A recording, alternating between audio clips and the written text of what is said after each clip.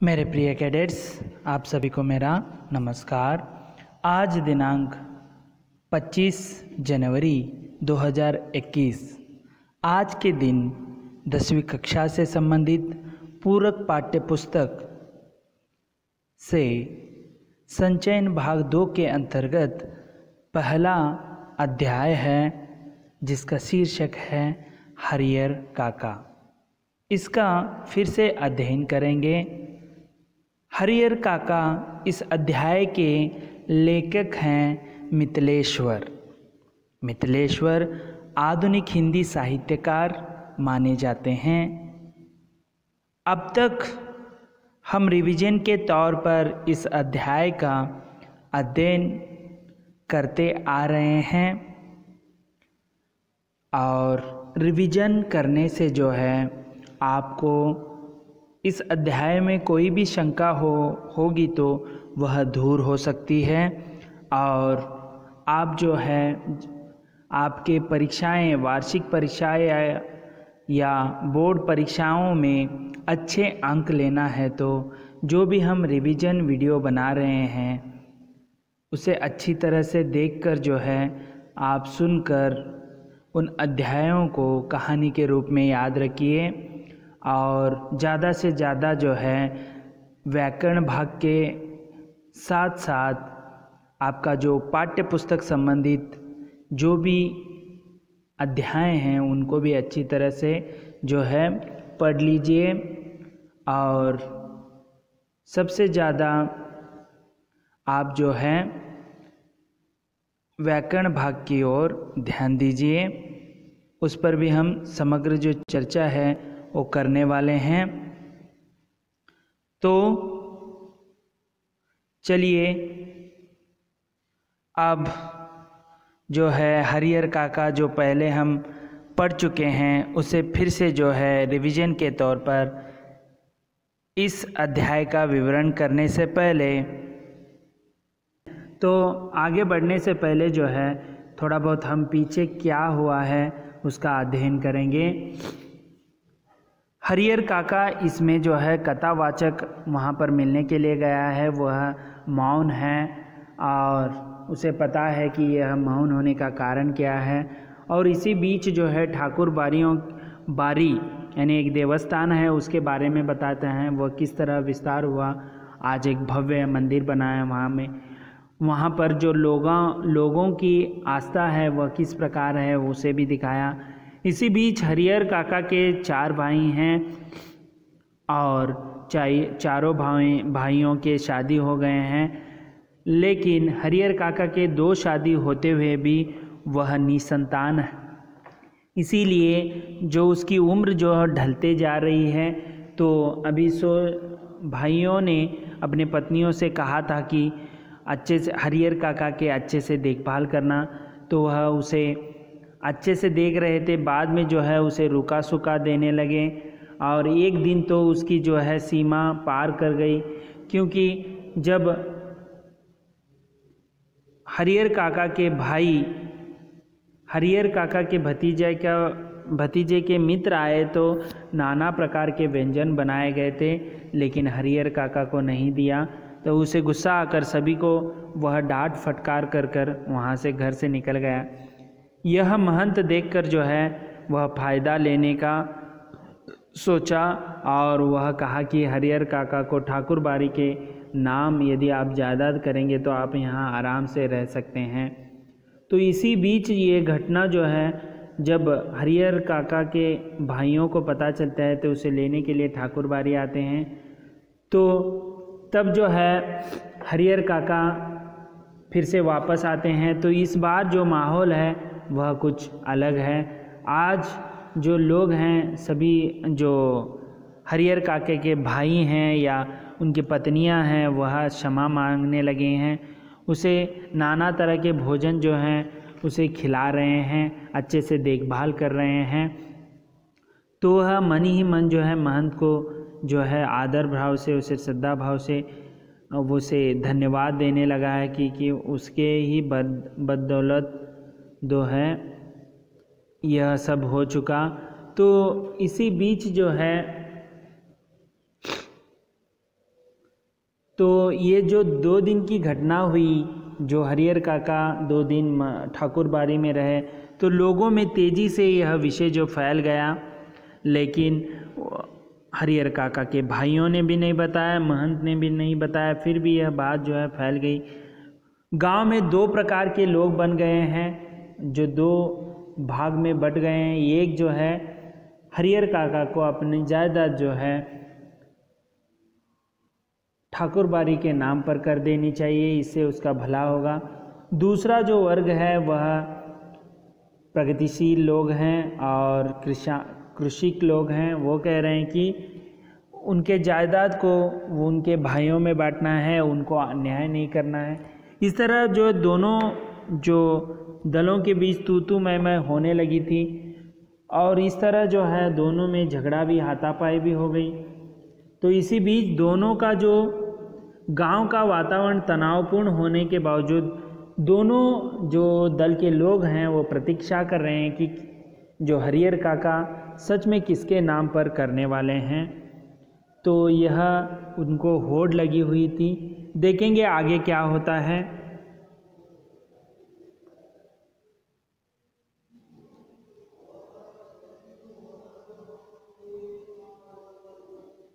इधर भावी आकांक्षाओं को मद्देनज़र रखते हुए हरिहर काका के भाई उनसे यह निवेदन करने लगे थे कि अपनी ज़मीन वे उन्हें लिख दे।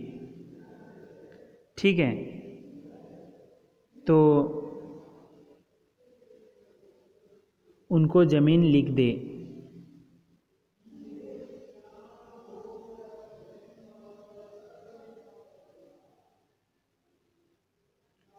लिख देने के लिए कहते हैं, तो देखेंगे क्या होता है। उनके सिवाय उनका और अपना है ही कौन। इस विषय पर हरिहर काका ने एकांत में मुझसे काफ़ी देर तक बात की।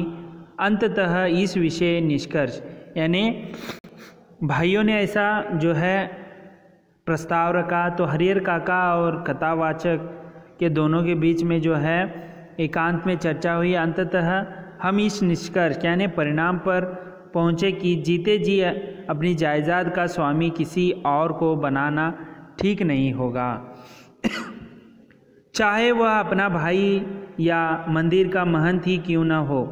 हमें अपने गांव और इलाके के वे कुछ लोग याद आए जिन्होंने अपनी ज़िंदगी में ही अपनी जायदाद अपने उत्तराधिकारियों या किसी अन्य को लिख दी थी, लेकिन इसके बाद उनका जीवन कुत्ते का जीवन हो गया। तो हरिहर काका का एक निर्णय निकला कि मैं जीते जी किसी के नाम नहीं करने वाला, चाहे वह महंत के नाम हो या भाइयों के नाम। उसने एक घटना देख ली थी कि गांव में जो जीते जी जो किसी ने जायदाद को दे दिया उत्तराधिकारियों से, तो उसका जीवन जो है कुत्ते का जीवन हो गया था। कोई उन्हें पूछने वाला नहीं रहा। हरिहर काका बिल्कुल अनपढ़ व्यक्ति हैं, फिर भी इस बदलाव को उन्होंने समझ लिया और यह निश्चय किया कि जीते जी किसी को ज़मीन नहीं लिखेंगे। वह जब तक जिंदा रहेंगे तब तक किसी को नहीं लिखने वाले। अपने भाइयों को समझा दिया, मर जाऊंगा तो अपने आप मेरी ज़मीन तुम्हें मिल जाएगी। यदि मैं मर जाऊंगा तो अपने आप तो जो है जो जायदाद है आपके नाम हो जाएगी। ज़मीन लेकर तो जाऊंगा नहीं, इसीलिए लिखवाने की क्या ज़रूरत है। इसीलिए वह कहता है कि लिखवाने के लिए क्या ज़रूरत है। उधर महंत जी भी हरिहर काका की टोह यानी अपन जासूसी करना या वीक्षण करना में रहने लगे, यानी उसे वीक्षण करने लगा था किस प्रकार वह जो है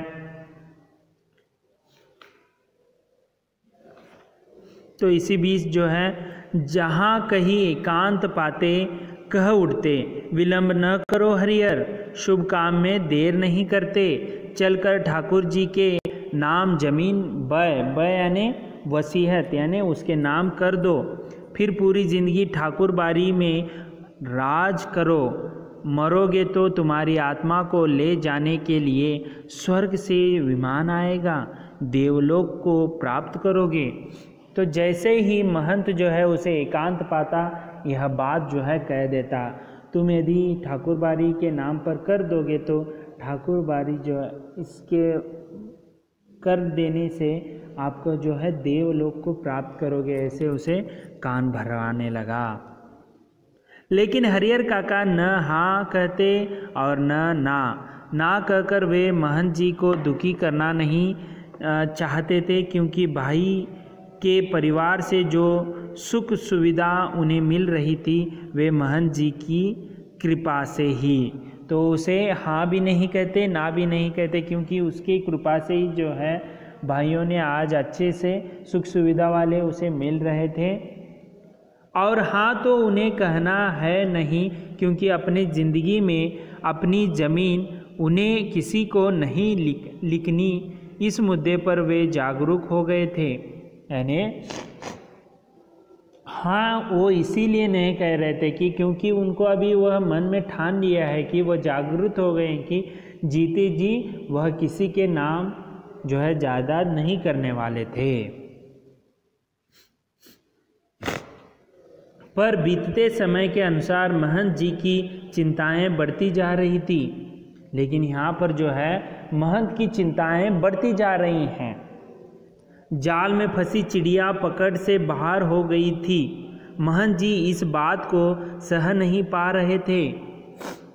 देखिए हरिहर काका अभी वह जागरूक हो गया है और महंत जी कहता है कि अभी वह हमारे नाम करेगा या नहीं, ऐसे उसके चिंता जो है बढ़ गई। महंत जी को लग रहा था कि हरिहर धर्म संकट में पड़ गया है, यानी दुविधा में पड़ गया है। एक ओर वह चाहता है कि ठाकुर जी को लिख दूं, किंतु दूसरी ओर भाई के परिवार के माया मोह में बंध जाता है। इस स्थिति में हरिहर का अपहरण कर जबरदस्ती उससे लिखवाने के अतिरिक्त दूसरा कोई विकल्प नहीं। बाद में हरिहर स्वयं राजी हो जाएगा। तो देखिए महंत जो है वह चिंताजनक है। वह भी एक जो है उपाय सोच लिया है। वह हरिहर काका द्वंद्व में है कि ठाकुर बाड़ी के नाम लिख दूं या भाइयों के नाम। इसी बीच उसके एक उपाय निकला कि उसे जबरन जो है अपहरण करना है, उससे जो है जायदाद लिख लेना है। बाद में वो मान जाएगा उसे अच्छी अच्छी बातें कहने से। ऐसे वह सोचा था कि वह जो है अनुष्ठान भी कर दिया। ठीक है, तो देखिए महंत जी लड़ाकू और दबंग प्रकृति के आदमी हैं। लड़ाकू और दबंग यानी साहसी प्रकृति के आदमी हैं। अपनी योजना को कार्य रूप में परिणत करने के लिए वह जी जान से जुट गए, यानी वह कार्यवाही करने के लिए अभी जुट गए। हालांकि यह सब गोपनीयता का निर्वाह करते हुए ही वह कर रहे थे, यानी गोपनीय, किसी को इसका भनक तक लगने नहीं दिया था। हरिहर काका के भाइयों को इसकी भनक तक नहीं थी। यह जो बात जो महंत उसे अपहरण करने वाला था, यह बात जो है हरिहर काका के भाइयों को पता नहीं थी।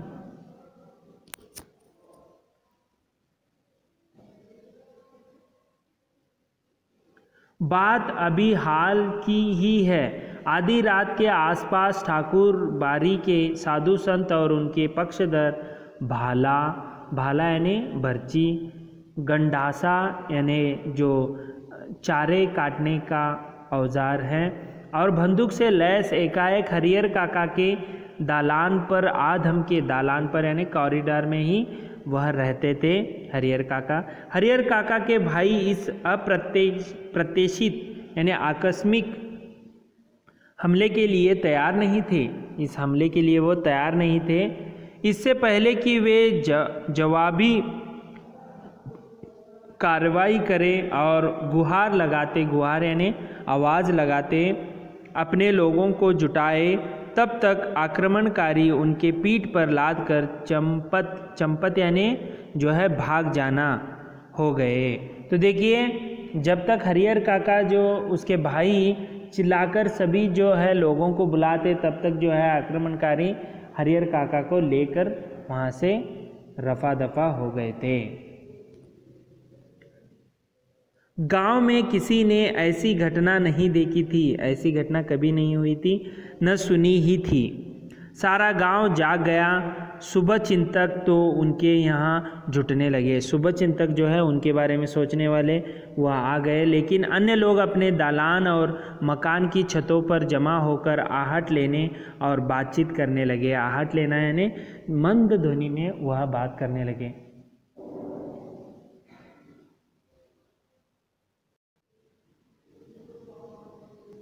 लेकिन अन्य लोग अपने दलान यानी वह आपस में बात करने लगे थे। हरिहर काका के भाई लोग के साथ उन्हें ढूंढने निकले। उन्हें लगा कि यह महंत का काम है। वे मैं दल बल ठाकुरबाड़ी जा पहुँचे। उनको शक था कि यह महंत का ही काम है, हरिहर काका के भाइयों को। तो वह वहाँ पर पहुँचे। वहाँ खामोशी और शांति नज़र आई। रोज़ की भांति ठाकुरबाड़ी का मुख्य फाटक बंद था। तो वहाँ पर जाते ही वहाँ पर माहौल शांत था। वातावरण में रात का सन्नाटा और सूनापन व्याप्त मिला। उन्हें लगा यहाँ काम महंत का नहीं, बाहर के डाकुओं का है। वे तो हजराने यानी बहुत बड़ी रकम, मोटी रकम मोटी रकम लेकर ही हरिहर काका को मुक्ति करेंगे। तो यहाँ पर देखिए हरिहर काका जो है वह उन्हें अपहरण कर लिया है। हरिहर काका को जो उनके भाई हैं वे समझते हैं कि यह महंत का काम है, इसीलिए वह ठाकुरबाड़ी आते हैं अपने लोगों के साथ। वहाँ पर जो सन्नाटा देखकर, जो मुख्य द्वार बंद देखकर कुछ लोग कहते हैं कि यह महंत का काम नहीं है, यहाँ पर तो बहुत ही सन्नाटा है, तो यह काम जो है डाकुओं का है। यहाँ पर जो है वह भी हरजाना लेकर यानी मुक्ति के लिए यानी उसे छुटकार के लिए जो है मोटी रकम लेंगे। अभी ऐसे नाना प्रकार के लोग कह रहे हैं। तो इस प्रकार जो है हरिहर काका को ढूंढने निकले। यह हरिहर काका के भाई लोग हो या अन्य लोग हो, वह हरिहर काका को ढूंढ पाते हैं या नहीं, और हरिहर काका सच में कहाँ हैं, इसका हम अध्ययन जो है अगले वीडियो में करेंगे। तो आपको पता चला कि हरिहर काका जो हैं अपहरण हो चुके हैं और उनके जो गांव के उनके दल के लोग हैं जो हरिहर काका के भाइयों के, उनके साथ जो है वह ढूंढने निकले हैं। पहले वो ठाकुरबाड़ी को आते हैं, लेकिन वहाँ पर जो सन्नाटा देखकर वह वहाँ से जाने की बात करते हैं। तो देखेंगे आगे किस प्रकार हरिहर काका मिलते हैं, तो अगले वीडियो में देखेंगे। तब तक के लिए धन्यवाद।